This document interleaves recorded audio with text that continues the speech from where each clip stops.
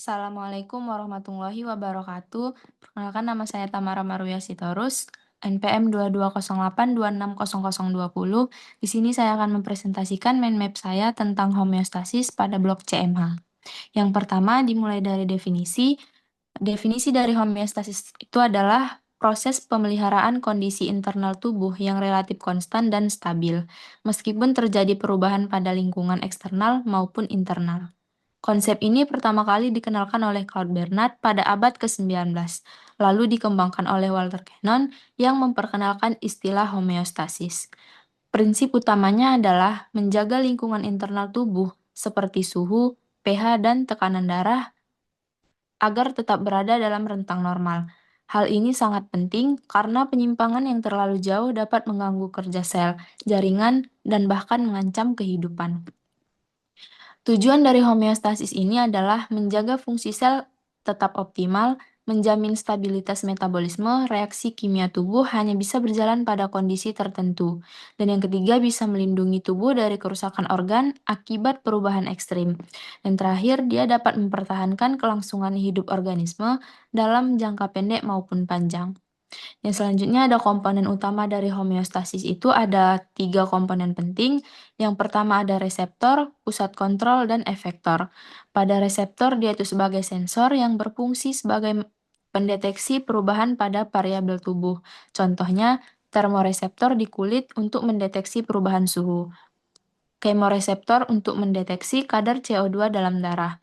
Kemudian ada pusat kontrol, dia itu biasanya di otak, terutama di hipotalamus atau medula oblongata, yang fungsinya itu untuk mengolah informasi dari reseptor dan memutuskan respon yang tepat.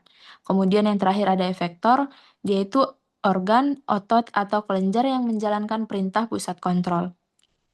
Contohnya itu dia kelenjar keringat yang mengeluarkan keringat untuk menurunkan suhu tubuh. Kemudian ada ginjal untuk mengatur ekskresi air untuk menjaga keseimbangan cairan. Dan yang selanjutnya ada mekanisme homeostasis, dia itu terdapat dua mekanisme dasar. Yang pertama ada umpan balik negatif dan umpan balik positif. Pada umpan balik negatif, dia mekanisme utamanya itu mengembalikan variabel ke kondisi normal. Contohnya suhu tubuh. Jika suhu tubuh terlalu tinggi, akan mengeluarkan keringat.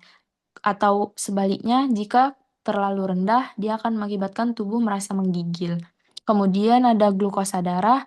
Jika glukosa darah itu naik, pankreas akan melepaskan insulin, dan jika turun, pankreas akan melepaskan glukagon. Pada umpan balik positif, dia itu memperkuat respon hingga tercapai hasil akhir tertentu, yang dimana digunakan hanya dalam situasi khusus. Contohnya itu, dia ada kontraksi uterus pada saat persalinan, yang dimana dia akan mengakibatkan oksitosin itu memicu kontraksi lebih kuat. Dan kemudian ada proses pembukuan darah, yang dimana akan mengakibatkan trombosit melepaskan zat yang menarik lebih banyak trombosit. Kemudian ada variabel yang dikendalikan, ada beberapa variabel yang penting yang dijaga melalui homeostasis, antara lainnya yaitu suhu tubuh, glukosa darah, pH darah, tekanan darah, keseimbangan cairan dan elektrolit, kemudian yang terakhir ada kadar oksigen dan karbon dioksida. Untuk suhu tubuh itu dia bisa dijaga sekitar 36,5 sampai 37,5 derajat Celcius. Kemudian untuk glukosa darah dia bisa dijaga sekitar 70 sampai 110 mg per desiliter.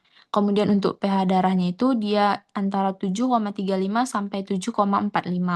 Kemudian untuk tekanan darah sekitar 120 per 80.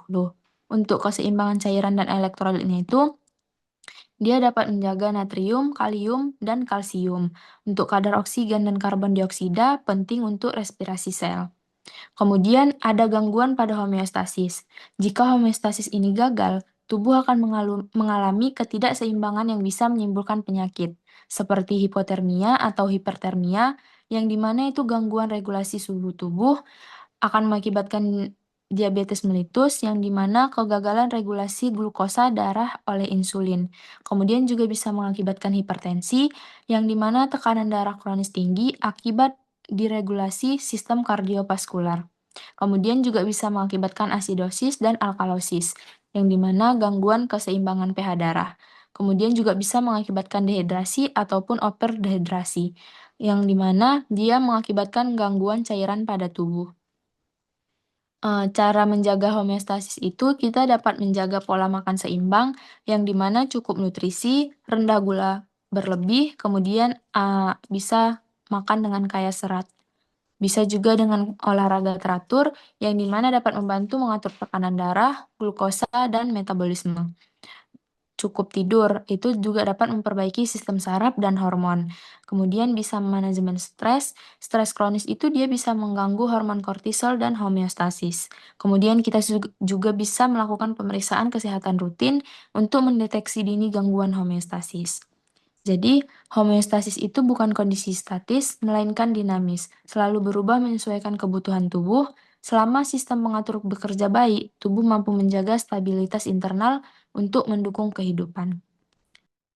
Ini referensi yang saya gunakan. Sekian presentasi dari saya. Assalamualaikum warahmatullahi wabarakatuh.